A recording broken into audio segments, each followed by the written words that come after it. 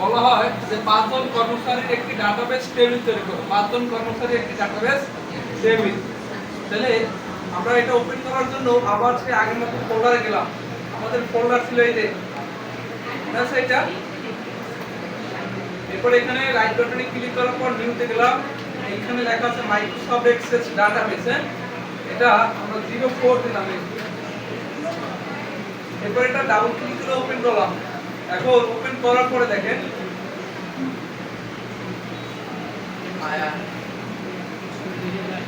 ভাই ডাকে আয়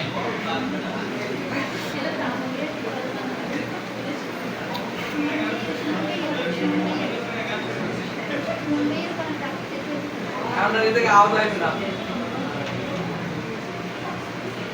এটা শেষের পর স্পিড অপেক্ষা করে আমরা মিলে স্পিড আইতে। আচ্ছা এরকমের আসবে, বুঝতে পারছেন? ওপেন করার পর এরকম আসবে। বিগত যে প্রথমগুলো কাজ করছে ওগুলো কিন্তু আগে আমরা নাম দিছি, মানে আগে কোন কিছু লিখছি তারপর নাম সেট করছি, তাই না? কিন্তু এটা একটু ভিন্ন রকমের। এটা নামটা দিতে হবে আগে। এই যে ফাইল নেম দেখছেন, তাহলে ডাটাবেসের ফাইলের নামটা দিতে হবে আগে।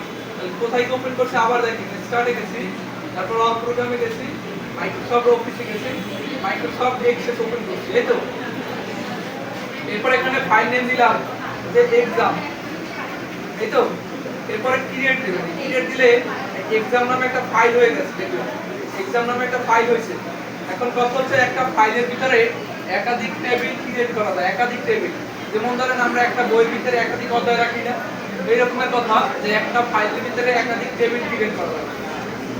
তাহলে আগে আমরা ফাইল নাম দিলাম কি এক্সাম, এরপরে টেবিল ক্রিয়েট করার জন্য আমরা যখন ক্রিয়েটে দেখা যায়, এই ক্রিয়েটে যাওয়ার পর এখানে লেখা আছে টেবিল ডিজাইন। তাহলে আগে কি করব, ফাইলের নাম দেব, তারপর যাব কোথায় ক্রিয়েট, ক্রিয়েটে তারপর যাব কোথায় টেবিল ডিজাইন। এখন টেবিল ডিজাইনে কি কি হয় সেটা একটু আগে বলি। যেমন ধরেন আপনি একটা কোম্পানিতে চাকরি করেন, এই কোম্পানির একটা টেবিল আছে, প্রথমত থাকে কি সিরিয়াল নাম্বার অথবা কি আপনার আইডি নাম্বার, হয় সিরিয়াল নাইলে আইডি নাম্বার। এরপর থাকে কি নেম, এরপর ফাদার্স নেম, মাদার্স নেম, গ্রাম, পোস্ট, উপজেলা, ডিস্ট্রিক্ট, তারপর আপনি কোন পোস্টে চাকরি করেন, কোন ডিপার্টমেন্টে চাকরি করেন, তারপর জয়েনিং ডেট, এরপর কি থাকে স্যালারি, তাই তো? এই যে অপশন কয়টা আমরা এইগুলো যখন টাইপ করি তখন তো এইভাবে সামনে সামনেই থাকি টেবিলের মধ্যে।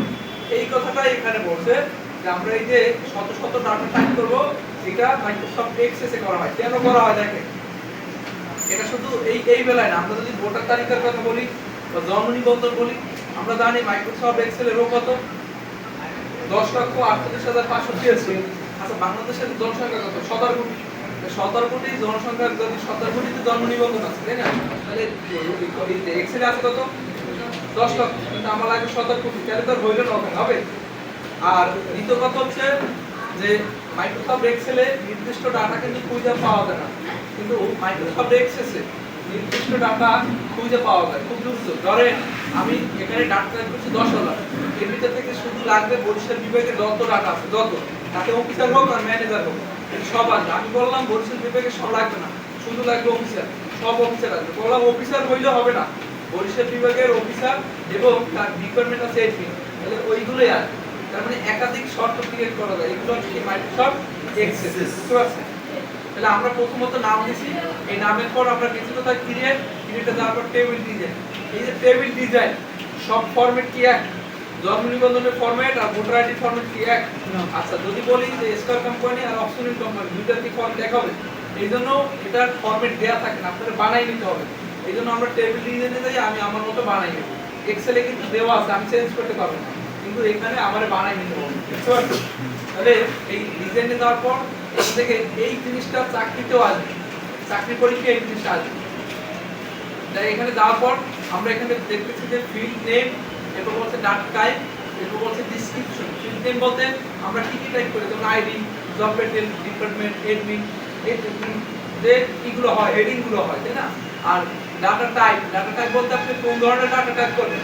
আমরা চাইলে টেক্সট আকারে, মানে আমরা অ্যালফাবেটে টাইপ করতে পারি, চাইলে সংখ্যায় টাইপ করতে পারি, নাম্বার, চাইলে আমরা অন্য কিছুতে ডেটা টাইপে টাইপ করতে পারি। কারণ আমরা যদি জয়েনিং দিই এটা ডেট এন্ড টাইমে টাইপ করতে হয়, তাই না? আবার যদি বলি স্যালারি, এটা কিন্তু নাম্বারে টাইপ করতে হয়। আর যদি আমার নাম লিখতে চাই এটা কিন্তু সেক্সে টাইপ করতে হবে। এই কথাগুলোই এখানে বলছে। তাহলে আমরা এখানে প্রথমত দিলাম সিরিয়াল, আর ডেসক্রিপশন মানে বর্ণনা। যদি আইডির ফুল মিনিং লিখতে চাই বা যে কোনো কিছু ফুল মিনিং লিখতে চাই তাহলে লিখতে পারি। তাহলে এখানে লিখলাম আইডি, এটা বড় হাতে লিখতে পারেন ছোট হাতে লিখতে পারেন, যা লিখুন কোনো অসুবিধা নেই। আইডি লেখার পর ট্যাব দিলে পরবর্তী ঘরে আসবে। এরপর এখানে লেখা আছে টেক্সট, আমি তো টেক্সট নাও চাইতে পারি। আইডি তো এরকম লেখা হয় না, ওএন ওয়ান পিডব্লিউ এভাবে লেখা হয়, এভাবে নিউমেরিক্যাল নাম্বারে লেখা হয়, এভাবে লেখা হয় না শুধু 1 2 3 4 এরকম নাম্বার লিখতে হয়, তাই না? তাহলে এই ডাউনলোডে ক্লিক করে দেখেন অনেকগুলো অপশন আছে, এই প্রত্যেকটা অপশনের ভিতরে একটা অপশন ব্যবহার করতে পারবেন। দেখেন এখানে নাম্বার নামে একটা অপশন আছে, নাম্বার নাম্বার আর প্লাস অটো নাম্বার। নাম্বার আর অটো নাম্বারের ভিতরে পার্থক্যটা কি? নাম্বার যদি দেই তাহলে হাতে আমার লিখে দিতে হবে প্রত্যেকবার 1 2 3 এভাবে। আমি তো অটো নাম্বার দিই তাহলে কি হবে যে আমি নাম্বার লিখি না কিন্তু অটোমেটিক্যালি ও সিরিয়াল দিয়ে নেবে, বুঝতে পারছেন? তাহলে এই জন্য ডাটা টাইপ করার সময় অটো নাম্বার সেট করে। এই অটো নাম্বারটা দিলাম, এই অটো নাম্বার দেওয়ার পরে আমরা পরবর্তী ঘরে গেলাম। এই ডেসক্রিপশন এটা দিব না, দিলে আপনার ইচ্ছা, দিলে দিবেন না দিলে নাই, এটা লাগে না। ট্যাব দিয়ে নেক্সটে আসলাম, এরপরে বললাম যে নেম দিয়ে নেক্সটে গেলাম। নেক্সটে গেলে এরকম একটা অপশন আসে, ওকে দিবেন বা একটু অপেক্ষা করবেন। হ্যাঁ, এই নেমটা সবসময় কি টেক্সট আকারে হয় না, রহিম করিম একটা টেক্সটই লেখা হয়, তাই না? টেক্সট ট্যাব দিয়ে নেক্সটে আসলাম, এরপরে দিলাম জব টাইটেল। আমি একটা কোম্পানির কথা উল্লেখ করবো না, জব টাইটেল এটাও ঠিক টেক্সট আকারে হয় না। এরপর দিলাম ডিপার্টমেন্ট, এটাও টেক্সট আকারে হয়। এরপর দিলাম যে জয়েনিং ডেট,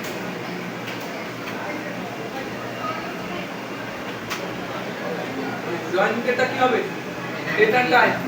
আমরা কিবোর্ড থেকে ডিপ্রেস করলে ডেট এন্ড টাইম আসবে, অথবা এই ডাউনলোডে ক্লিক করে আপনি ডেট এন্ড টাইম দিতে পারেন, যেভাবে নেন দুই ভাবেই নেওয়া যাবে, বুঝতে পারছেন? এরপর দিলাম স্যালারি,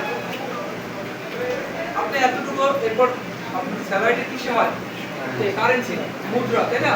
তাহলে আপনি মনে রাখবেন যে মুদ্রার প্রতীক ছিল কিসে প্রকাশ করা হয়? কারেন্সিতে প্রকাশ করা হয়, বুঝতে পারছি? তাহলে কারেন্সি উল্লেখ করলাম, এই কারেন্সি।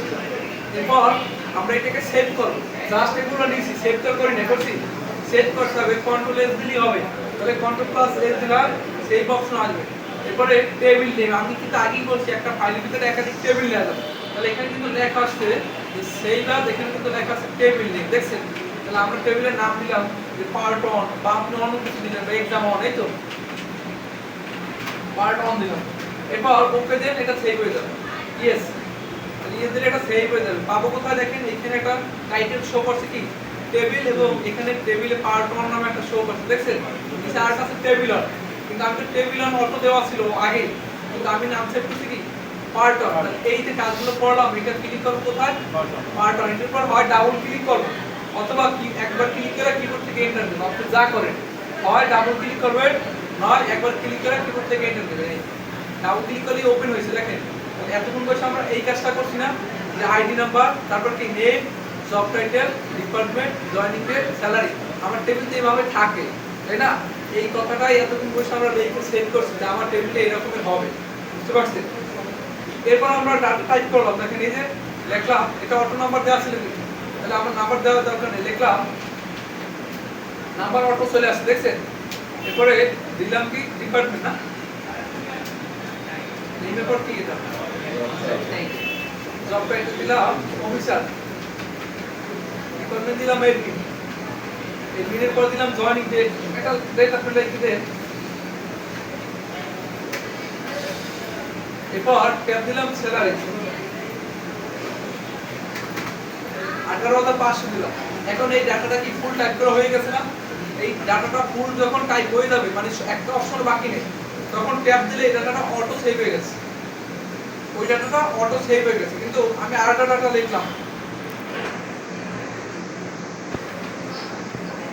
এতটুকু লেখা নিচে আরেকটা ডাটা টাইপ করতে আসলাম, তাহলে ওই ডাটাটা সেভ হয় না, অতটুকু সেভ হয় না, এতটুকু সেভ করতে হবে। কিভাবে? কিবোর্ড থেকে কন্ট্রোল এস দিলে হবে, তাহলে এটা সেভ হয়ে যাবে, বুঝতে পারছেন?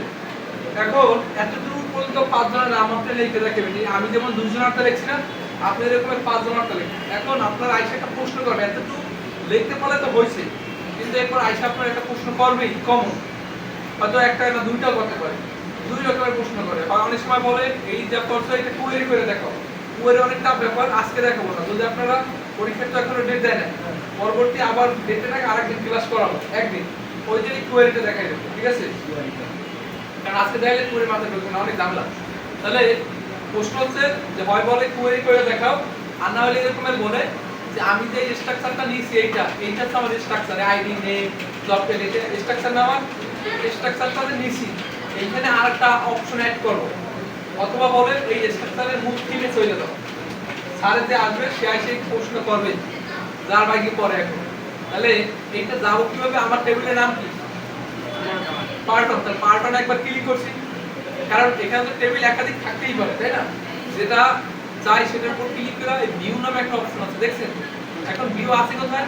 হোম ট্যাবে। আমি যদি থাকি এখানে তাহলে হোম ট্যাব পাবো, হোম ট্যাবে যাইয়ে তারপর ভিউ, এই ভিউ এর ডাউনলোড ক্লিক করব, ডাউনলোডে ক্লিক করার পর নিচে কি লেখা ডিজাইন ভিউ, এখানে লেখা আছে ডিজাইন ভিউ, এই ডিজাইন ভিউতে ক্লিক করলে আগের ফরম্যাটে চলে যাবে, বুঝতে পারছেন? এখন যদি আমার বলে যে একটা কলাম অ্যাড করে দেখো, মানে আরেকটা অপশন অ্যাড করুন, কোন জায়গায়?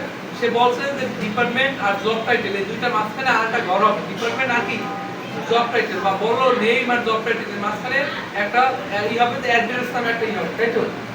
তাহলে আমরা এখানে এই কার্সারটা রাখবো নিচের ঘরে, দুইটার মাঝখানে যখন বলবে, যে দুইটার মাঝখানে বলবে এটা নিচেরটাই রাখবো, তাহলে আমি বলছি নেম আর জব টাইটেল, তাহলে নিচেরটা রাখছি না, মানে এটা বার হচ্ছে উপরে, এটার উপরে কি লেখা ইনসার্ট রো, এখানে একটা রো আসছে দুইটার মাঝখানে। আবার ডিলিট করতে চাই, তাহলে এখানে কি লেখা ডিলিট রো করা যাবে, আবার কাজ করে এটা ডাউন ক্লিক করলে চলে আসবে। তাহলে এই টেবিলের উপর ক্লিক করব, ডিজাইনে ভিউতে ক্লিক করব, ডিজাইন সমস্যা হওয়ার কথা না, পারবো ইনশাআল্লাহ। হ্যাঁ অবশ্যই কন্ট্রোল এস তো দিবেনই সর্বশেষ, যে কাজই করেন না কেন সর্বশেষ কন্ট্রোল এস দেবেন। তাহলে আমি কন্ট্রোল এস দিয়ে নিউ একটা ডকুমেন্ট নিলাম, নিউ নিয়ে তারপর যাবো কোথায়, ফাইলের নেম, ফাইলের নাম দিলাম xx বা অন্য কিছু যা দেন, যা দেবে, তারপরে ক্রিয়েট দিলাম, ক্রিয়েট দেওয়ার পর যাবো কোথায়, এখানে আবার ক্রিয়েট টেবিল ডিজাইন, তারপরে এখানে আপনি যা টাইপ করেন ওইটা কন্ট্রোল এস দিয়ে তারপরে এখানে চলে যাবেন। এখন ট্রাই করেন নিজেরা, পরবর্তী ক্লাস পরীক্ষার আগে আবার একদিন করাবো, পরীক্ষার একদিন তার গ্রুপে জানাই দেবো, আর আপনারা এসে প্র্যাকটিস করেন, ঠিক আছে?